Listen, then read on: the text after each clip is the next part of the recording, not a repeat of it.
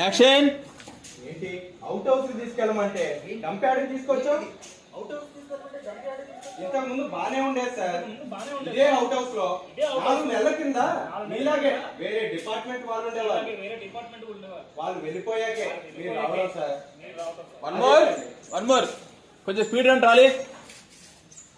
Trolley రండి భయ్యా. చూడండి సార్, గాయత్రి ఇన్స్టిట్యూషన్స్ అంటే మీరు ఒక్కడే కాదు, మీలాంటి వాళ్ళు చాలా మంది ఉన్నారు. ఇలాంటి హౌసెస్ కొన్ని వందలు ఉన్నాయి.